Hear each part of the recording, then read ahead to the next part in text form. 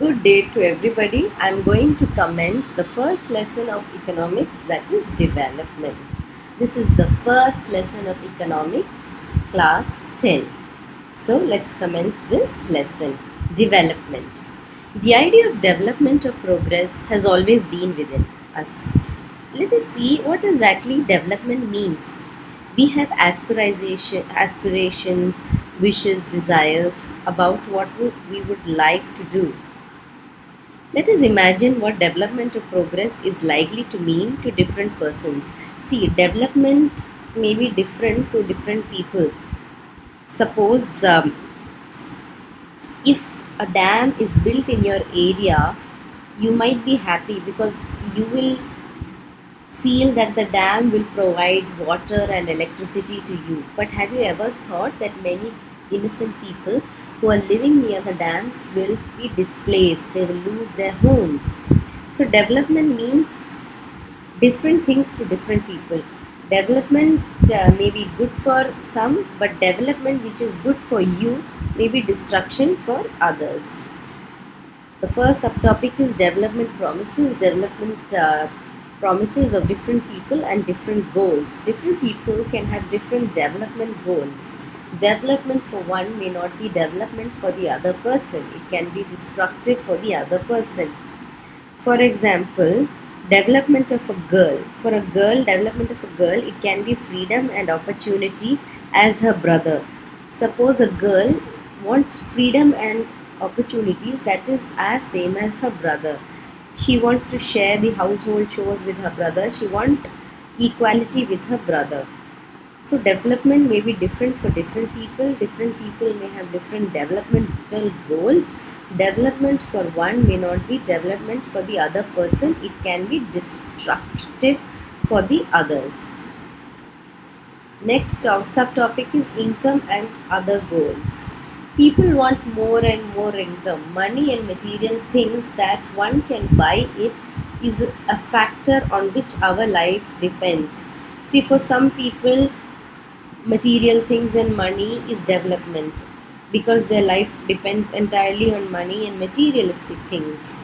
Some people want more and more money, more income. However, the quality of one life also depends on non-material things such as equal treatment, freedom, security, and respect for others. For development, people look at a mix of goals. The developmental goals are not only about better income, but it is also about the important things in life. See, this is a very important subtopic of the lesson. It's the crux of the lesson. We have different goals. Some people want to earn more money. Some people believe in earning more money, becoming rich. Some people believe in materialistic things. But some people do not give much importance to money. They give importance to the quality of life, like non-materialistic things like equal treatment, freedom, security, and respect for others. So different people have mix of goals with regard to development. So developmental goals cannot be better income and better standard of living. It focuses on the other important things of life. National development. Different persons could have different as well as conflicting notions of a country's development. Most likely, you would find that different students in the class have different answers to the above question. In fact, you might yourself think of many different answers and not be too sure of any of these. Now, individuals have different goals and notion of national development.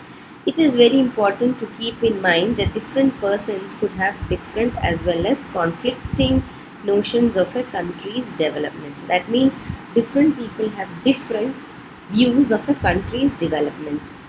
However, can all ideas be equally important? There will be conflicts between the ideas. What would be fair and just path for all? We also have to think whether there is a better way of doing this. Would the idea benefit a large number of people or only small group? National development means thinking about these questions. Different people have different views with regard to country's development.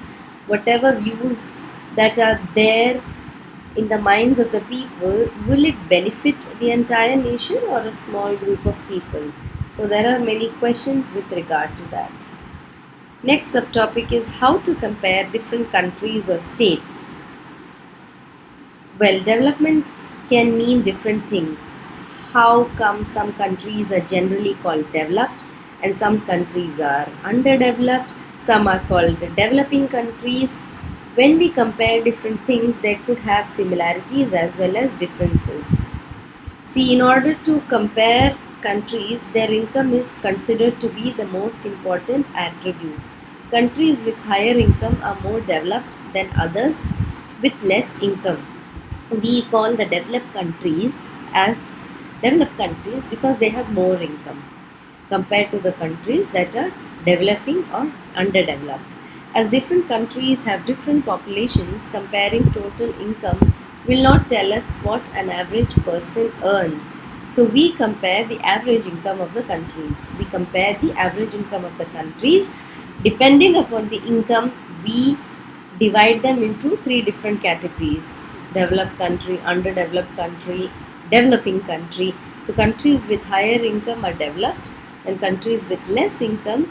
That's how we are comparing different countries and states. As different countries have different populations, comparing to total income will not tell us what an average person earns. Some countries like India and China, they have more population. That may not tell the total income of an average person. Okay, next. Okay. Usually we take one or more important characteristic of a person and compare them based on these characteristics. Okay, next subtopic, average income. Let's see what is average income. However, for comparison between countries, total income is not just a useful measure. Since some countries have different populations, comparing total income will not tell the average person is likely to earn. Are people in the country better than the others in a different country? Okay, let's see what is average income. Average income is the total income of the country divided by its population. See, total income of the country divided by its population, it is the average income. It is also called per capita income. Per capita income is the total income of the country divided by its population. In world development reports, per capita income is used in classifying countries. Countries with per capita income of US dollars 12,056 are called rich countries. Countries with per capita income US dollars 955 or less are called low income countries. For example, India. So some countries having high per capita are known as rich countries. Some countries with low per capita income are called uh, are not so rich countries. They are poor countries because they have low per capita income. For example, India. Income and other criteria. When we think of a nation or a region, beside average income, see, we should not see the income of a particular region or a nation. Public facilities are equally important. They are also one of the important characteristics. Income and other criteria. See, when we looked at individuals' aspirations and goals, we found that people not only think of better income, but they have other goals like security, respect, equal treatment. Okay, and what could these attributes be? For example, let's take an example of the per capita income of Punjab, Kerala, and Bihar. Actually, these figures, the figures per capita, net state domestic product, current prices. Let us ignore what the complicated term exactly mean. Roughly, we can take it to be the per capita income of the state. Punjab, for example, Punjab has highest per capita income. Bihar is the bottom. This means an average a person in Punjab earned 26,000 in a year, whereas an average person in Bihar would earn only 5,500. So per capita income were used as measure of development. Punjab has more per capita income and Bihar has less per capita income. Punjab is considered as the most developed state compared to Bihar, and at least developed state out of these three. Uh, Out of Kerala, Bihar, um, Punjab is the most developed state and it has high per capita income. Okay, okay. Suppose in Kerala, out of 1,000 children born alive, 11 died before completing 1 year of age, as compared to Punjab in proportion of children dying within 1 year of birth is 49. It is rarely 5 times more. On the other hand, per capita income of Punjab is more than Kerala. Just think how dear you are to your parents. Think of everyone who is so happy when a child is born. Now think of the parents who lose their children before they even celebrate their child's first birthday. Let's see how painful it is. It's really painful and devastating. In 2003, okay, it is in 2003, we are not talking of old times. It is 56 years after independence when our metro towns are full on high rise buildings, shopping malls. The problem does not end with infant mortality rate. In Bihar, many children do not get to go to school. This means that if you went to school in Bihar, more than half of your class would be missing. So those who could have been in school are not there. If this had happened to you, would you not be able to read what you're reading now? In Bihar, many children do not get the opportunity to go to school. And if you see the infant mortality rate in Kerala is like this. Out of 1,000 children born, only 11 die, but in Punjab it is 49. Public facilities. Let's talk about public facilities. These are the services provided by the government to the citizens. See, money in your pocket cannot buy everything. Okay, even if you have money, you can buy all goods and services you need to. Well, so income itself is not a completely adequate indicator of material goods and services which citizens are able to use. For example, normally your money cannot buy you pollution free environment and unadulterated medicines. Okay, so the government should provide better facilities to the citizens. Just because you have a lot of money, don't think you can buy everything in the world. Okay, it depends on the facilities that are provided by the government. Money may not also not be able to protect you from infectious disease unless the whole of your community takes preventive steps. So the government or your community should bear in mind that they should provide you better facilities. Just because you have money, that doesn't mean that you can buy the best things. Your community should provide the best things. Some of the important public facilities include infrastructure, sanitation, public transport, healthcare, water, etc. The last but not the least, the next topic is sustainable development. Sustainable development is defined as a development that meets the needs of the present without compromising the ability of the future generation. According to sustainable development, it fulfills the needs required for the present life without compromising the ability for the future generation. Scientists have always been advising and warning us that the present type and levels of development are not sustainable. See, our lifestyle is not sustainable. We should not only cater our needs of present, we should also be concerned about the future generation. For example, overuse of groundwater, exhaustion of natural resources. Whichever way we define development, suppose for the present a particular country is quite developed, we would certainly like the level of development to go up further, or at least be maintained for future generations. Is it desirable? However, since the second half of the 20th century, a number of scientists have always been warning us. See, the present development is not sustainable. It may not be useful for future. So when we are using certain things, it should be used for the future generation. We should not misuse certain resources for development. We should think about the future also. Development should be for a longer time. So we are finishing the lesson with this. Thank you so much. I believe that you have understood the lesson.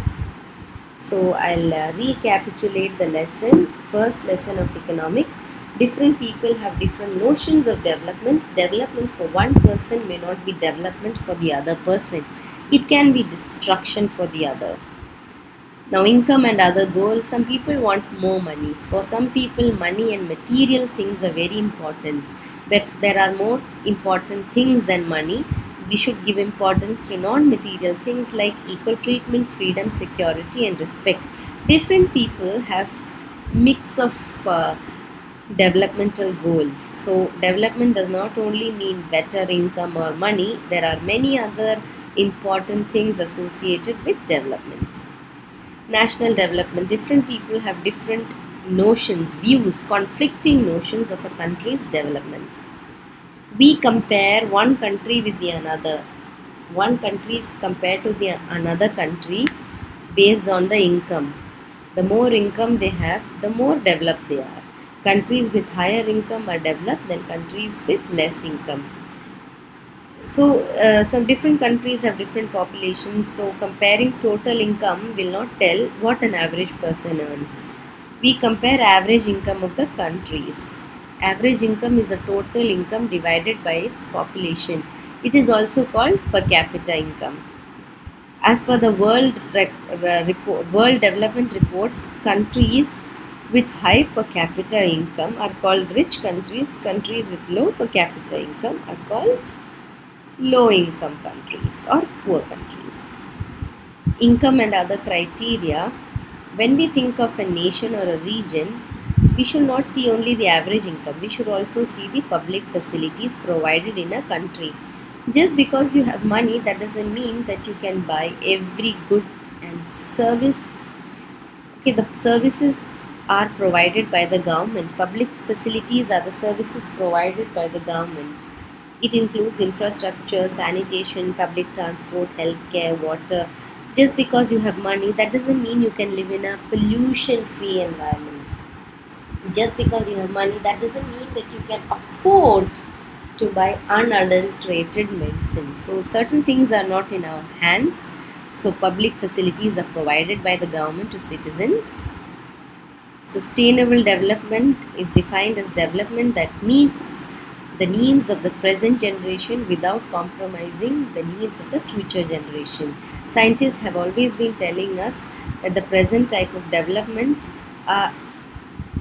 is not sustainable. For example, overuse of groundwater and exhaustion of natural resources. See, overground water is getting overused. Groundwater is a renewable source. These sources are replenished by nature in the case of crops and plants. However, these resources, if it is overused, for example, in the case of groundwater, if we use more than what is being replenished by rain, then it will get finished. And non-renewable resources are that once it gets exhausted, it may not come back.